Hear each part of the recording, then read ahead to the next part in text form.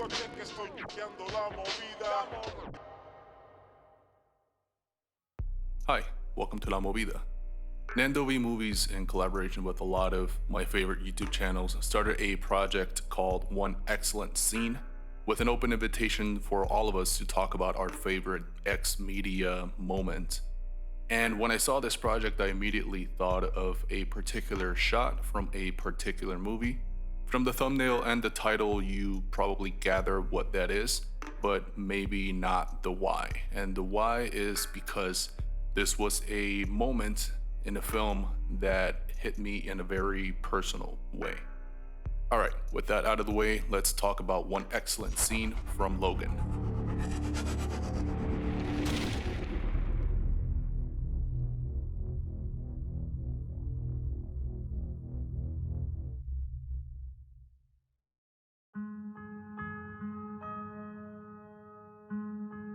The year is 2029 and Wolverine is a shell of who he once was. He is now covered with scars, both internal and external, and is now someone who very much needs to pick his battles because his once indestructible body now betrays him from within. And just 4 minutes into the story, we already know just how far from his prime Logan is. He is hit with a shotgun blast from close range and is very slow to get up. His legendary healing factor is almost non-existent. His agility is several beats heavier than it used to be. I mean, he can still do this, but just barely. After the encounter, he is limping into a bathroom to change his shirt and go about his night. And in that bathroom, we see just how much of a toll a lifetime of fighting and heroics has taken on him. I hear you at night, you're not sleeping. You don't want to talk about that. Or the pus you're wiping away from your knuckles, or the fresh wounds in your chest, the ones that aren't healing. The morning after the fight, a minute later in the film's runtime, the limp is still present. Later in the day, it's still there, and clearly this is something that Logan has been living with for some time. And seeing Logan with a limp, well, it triggered a certain part of my brain in a way that would not really make sense for another 15 minutes or so. And when it happens, it starts very subtly. And I'm pretty sure you don't want to talk about the fact that you can't read the label on that bottle. Paired with the rest of the dialogue in this scene and all the damage that we already saw, that line could easily be dismissed the same way Logan does. But there it was again, that little twinge in my brain. He can't read the label?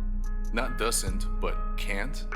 It felt hauntingly familiar, and about 40 seconds later, the answer hits me like an adamantium claw to the face. There. It's there that my heart sank, my throat got tighter, and my eyes swelled. This was trauma. Trauma I did not know I was holding on to. You see, when this movie comes out in 2017, it had only been a few years since I had my own personal experience of seeing a hero of mine betrayed by his own body in ways that would forever alter the course and possibly length of his life. I wasn't watching an older Wolverine, I wasn't seeing Logan, or even Hugh Jackman for that matter. I was looking at my dad.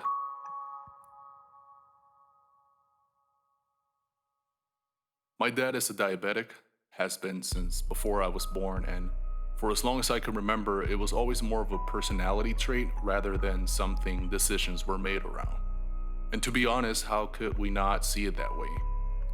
My dad was a dedicated athlete who jogged and worked out every single day.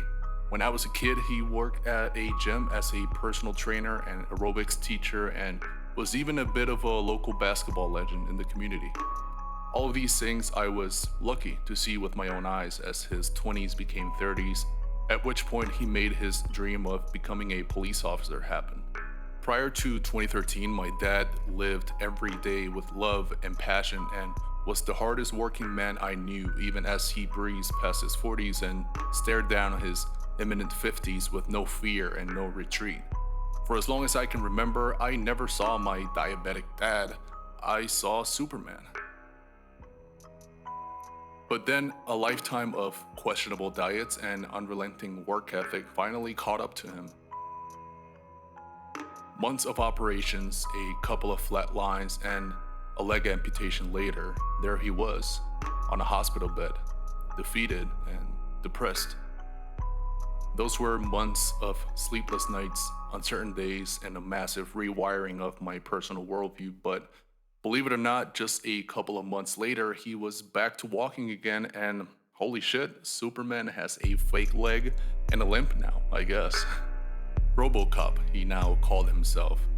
But as quickly as he learned to walk again, his eyes were now betraying him. So now here I was taking him to eye doctors for fluid drains and exams and assessments and, well, glasses, reading glasses. Showing him something now took a few seconds longer because he needs to readjust distance between himself and the thing, or shuffle in his pockets to find his reading glasses. And whenever I visit home, he picks me up. He steps out of the car slowly, and standing up, he allows for his leg to click, click, click into position before walking with that little limp to welcome me back with a hug.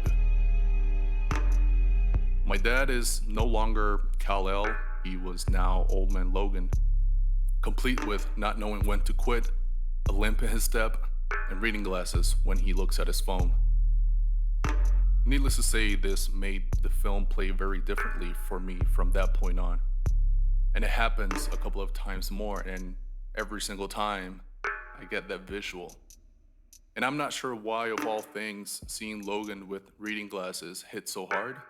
Thematically, yes, it drives the point that a superhuman badass is slightly less so as he ages, but I think I just never realized how deeply that whole period affected me, and how little I had checked in with myself in the months and years since. And if I'm honest with myself, in my dad's heroics back in 2013, I like to think he was telling me to follow my own path, which I did in 2014 when I packed my bags and moved to New York City. He gave me his blessing and never hesitated in telling me to go and be great. But in the years since, I've lived with a constant fear of losing him. As healthy and happy as he might seem, I never let go of the despair that took over my life back in 2013.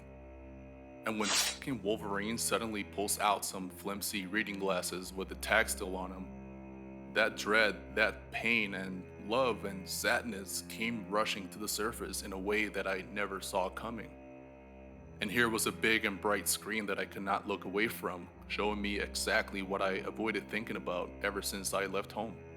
And that is the acceptance that even superheroes age.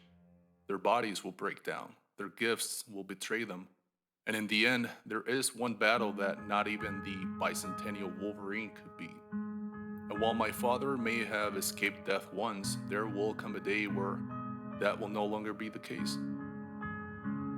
But watching Logan, and these moments in particular, in a way allowed me to reframe and reaffirm my mythologizing of my dad in a more realistic way. Not as Superman, as I once did, but as Logan, a man who will push his body to the limits and ignore those limits until his very last breath. And he just might fuck you up while doing it. And it all started with those glasses.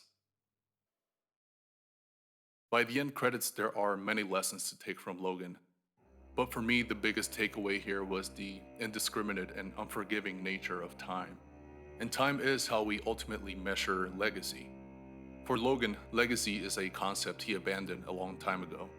But in finding that group of children, that new family, he finds hope once more. He finds a cause greater than any comic book story could tell. For Logan, those kids represented hope and family, and for them, Logan represents a legacy. One they can build on, aspire to, and even be better than. They get to move forward and grow as a new generation of heroes in a world that desperately needs them. When I look at my dad, I see an imperfect man who remains larger than life, but always taught me humility, dignity, and respect, not just for myself, but towards everyone. To this day, he teaches me how to be a better human being, not just in words, but in actions. And I can only hope to do the same when my time comes. Because are we not here to make the world better in our own way? That's legacy, and that is Logan.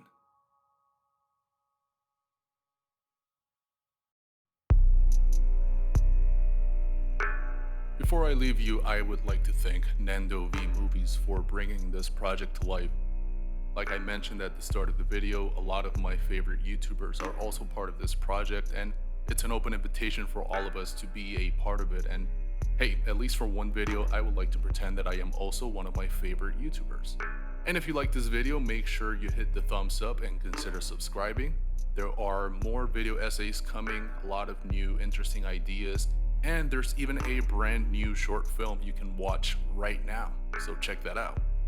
With all that said, my name is Owl, this is laMovida, deuces.